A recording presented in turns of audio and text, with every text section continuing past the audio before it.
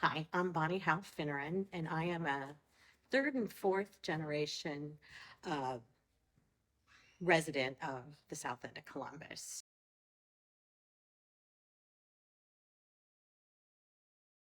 The way I create it is if you have, and this, I think this kind of started when the freeways come in to kind of separate the city.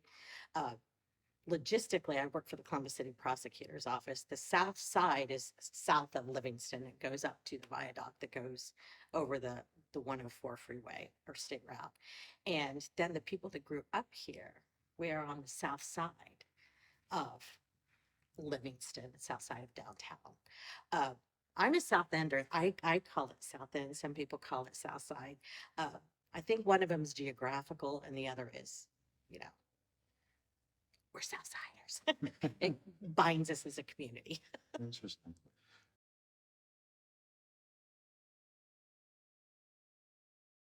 I was born in 1964 to a family that lived 3 or 4 blocks from my great grandfather's home. And all my aunts and uncles and great aunts and uncles lived in the south end of Columbus and lived up as far as Livingston, down as far as Southern Pines. I'm not sure if you're familiar with that, but we are still very much a part of the south end of Columbus. I grew up hearing stories of the industrial age and Buckeye Steel, which was a pivotal point here in the south end of Columbus, and even the natives that lived around the Scioto River. I grew up playing on the Scioto River, sneaking off to the Scioto River and spying on the hobo villages down by the river and getting caught and sledding down the hills and going to school and learning about the Buckeye Groves that was known for the south end of Columbus and looking at the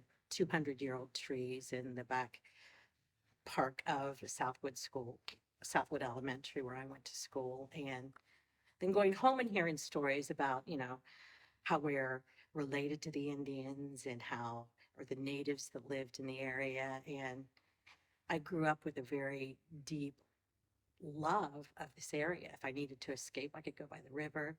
I still do that today. Just this weekend, I go to different parts of the Scioto River. And as I got older and had my own children here and started telling these stories, these poignant stories that seemed to repeat itself from time memoriam, it was, this area along the Scioto River was where disparate peoples came to gather. The native tribes, when people were kicked out of a tribe, they would consolidate here next to the Scioto River. And uh, again, it was a stop along the Underground Railroad. That's along the Scioto River. And just the stories that keep repeating themselves all the way to the 2000s, where people are coming and consolidating and trying to turn around the south end of Columbus. It was just very magical watching it happen and history playing the part. And of all the different communities that would come together and gather here and cook and garden and raise their kids. And as I was raising my kids, uh, we homeschooled, and there was a huge network of homeschooling here in the south end of Columbus. We went all over town with the histories, and different households would just grow these kids.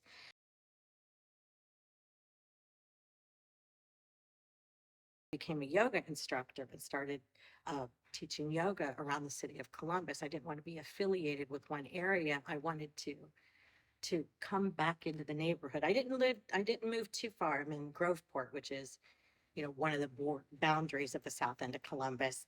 And so I still consider myself that, being the south end of Columbus. And so I started teaching yoga, and another friend reached out who had met Stacy and created a garden where they were just harvesting and growing vegetables. And, I'm a graduate of Columbus South, and they were doing all these things for Columbus South. So I started hearing all these things. And when he reached out and asked if I wanted to come and provide yoga and meditation, I was absolutely.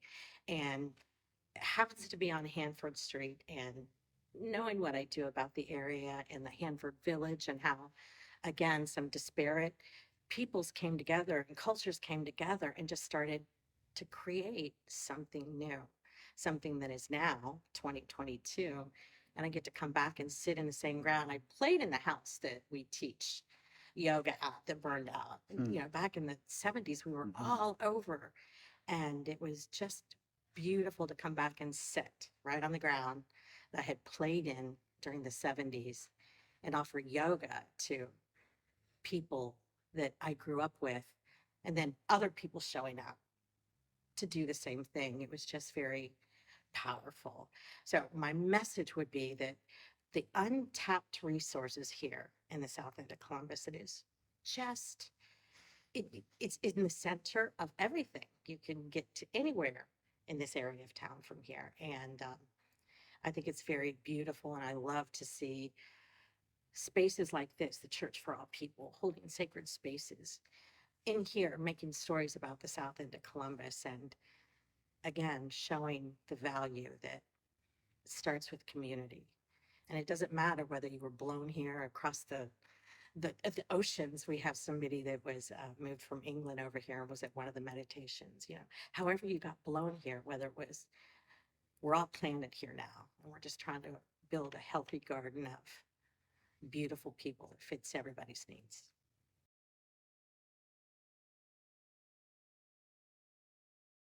We hold during the late spring and summer months up through October to the lunar parts of the year. We do every Tuesday meditation in the vegetation, and we try to focus on one story, whether it's whatever part of history.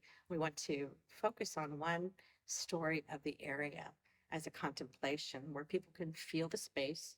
They're sitting on the ground on their mat in the area, and they start to understand and feel the history of the space and the power of the space and the energy.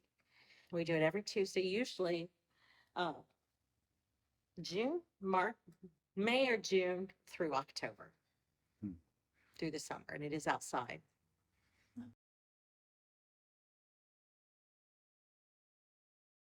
There is a lot of free untapped beauty. There's many paths. There's a new metro park called Scioto Grove.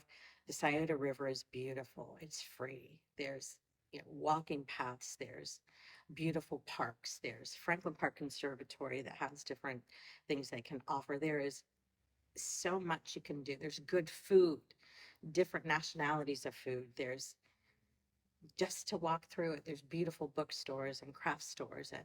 It is worth a look-see, most definitely.